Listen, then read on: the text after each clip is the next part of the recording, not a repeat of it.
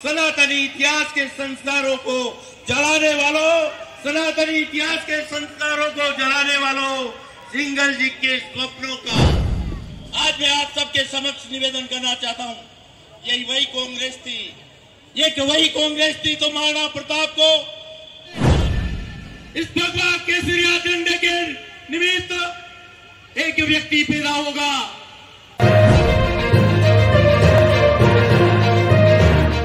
की आवाज यह हमारे लिए ठीक नहीं है। यह मेवाड़ को गुणगान और कांग्रेस वाला कहते हैं जानो चाहे कि आप मेवाड़ और मारवाड़ की जनता भारतीय जनता पार्टी के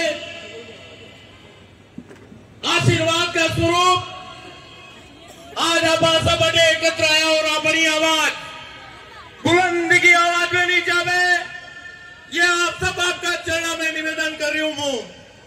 भारत माता की, भारत माता की जय जय श्री राम, जय जय श्री राम। बहुत बहुत धन्यवाद। मंच पर विराजित इस राजसमंद जिले के माननीय प्रभारी महोदय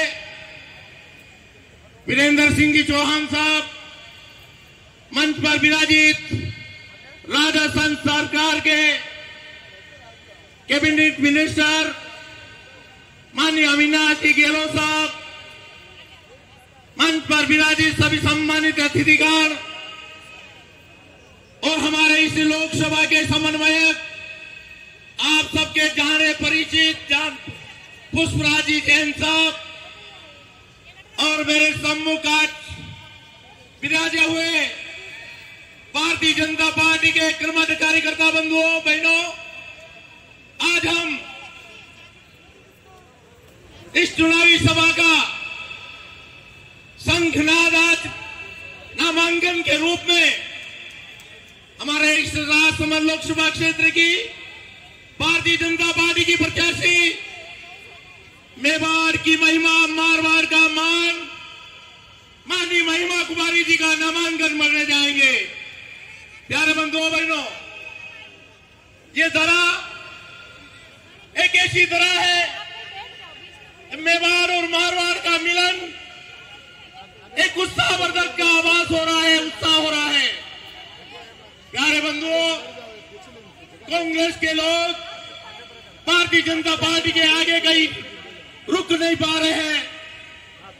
एक बार एक उम्मीदवार ने तो ऐसा रिवर्स गियर मारा, ऐसा रिवर्स गियर मारा कि मैं तो विदेश में था और मेरा नाम ऐसे ही वो नाम लगा दिया, मैं चुनाव नहीं लड़ना चाहता। बंधुओं, एक अनजाना व्यक्ति भारतीय जनता पार्टी के उम्मीदवार के सामने आया है। न तो उनको कोई जानते हैं, पर भारतीय जनता पार्टी के उम्मीदवार को निर्विरोध नहीं होने के हिसाब से एक टोकन अटकाया है, वो आया है दामोदर। बंधुओं, ये मेवाड़ और मारवाड़ का मिलन इन कांग्रेसियों को दिख रहा है कि माननीय मोदी जी का 2014 में प्रधानमंत्री के रूप में अवतारित हुए। बंधुओं, माननीय मोदी जी के पंच प्रण विकसित भारत, गुलामी के हर अंश से मुक्ति, अपनी विरासत पर गर्व, एकनिष्ठ एकजुट भारत और अपने नागरिक के कर्तव्यों को सुरक्षित रखना। बंधुओं, इस महामानव ने इस तरह पर अवतरित हुए हैं एक मानव के रूप में।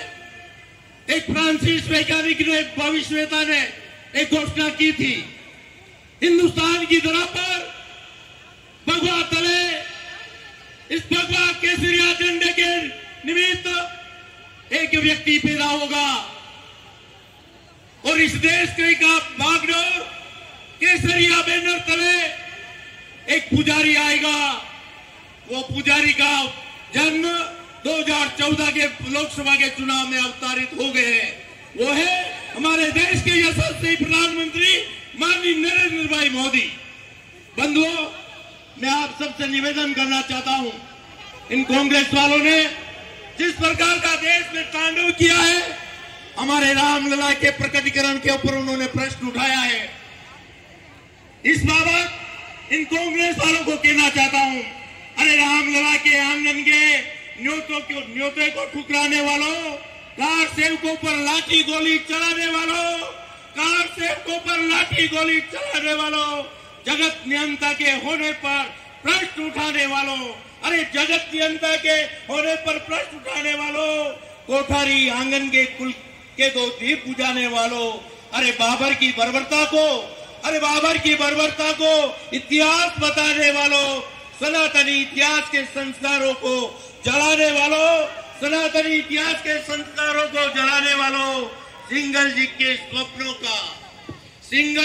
स्वप्नों का सम्मान यहीं पर होगा, ऋतुमराज जी का ओजस्वी अभियान यहीं पर होगा, राम नाम की महिमा का गुणगान भी यही होगा, शस्त्रों और शास्त्रों का संगान भी यहीं पर होगा, अरे शस्त्रों और शास्त्रों का संगान भी यहीं पर होगा। अरे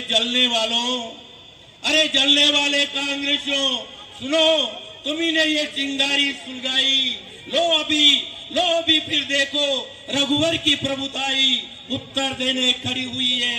अरे उत्तर देने खड़ी हुई है ये विशाल भाजपा की तरुणाई। अरे मंदिर वही भव्य बनाया और तारीख भी बताई। अरे मंदिर वही भव्य बनाया और तारीख भी बताई। निज नैनों से तुम ही देखना, अब काशी की झांकी, अब यह भी रखना याद, अभी तो मथुरा भी बाकी। बंधुओं, आज मैं आप सबके समक्ष निवेदन करना चाहता हूं, यही वही कांग्रेस थी तो महाराणा प्रताप की जगह अकबर को महान बताया था, छत्रपति शिवाजी महाराज को की जगह औरंगजेब को महान बताया था, भगत सिंह को आतंकी और नेहरू को क्रांतिकारी बताया, हिंदुओं को आतंकी और अफजल को शहीद बताया था। अब इन कांग्रेस को सबक सिखाने के लिए भारत की तरुणाई, भाजपा के बंधुओं, इनको पुरजोर सबक सिखा दो कि आने वाले समय में इनका नामो निशान मिट जाए और कांग्रेस मुक्त भारत बनाए। इस कार्य कपिल सिब्बल कांग्रेस ने राम जी के मंदिर के विरोध में 24 वकील खड़े किए थे, पर भगवान मर्यादा पुरुषोत्तम भगवान श्री राम का मंदिर वही बना और भव्य बना। ये हमारे माननीय मोदी जी की ये तपस्या है। बंधुओं, मैं इस अवसर पर आप सब विराट जनसभा को, कार्यकर्ताओं को यही निवेदन करना चाहता हूं, अपने अपने बूथ पर जाकर ज्यादा से ज्यादा मतदान भारतीय जनता पार्टी के पक्ष में कराए।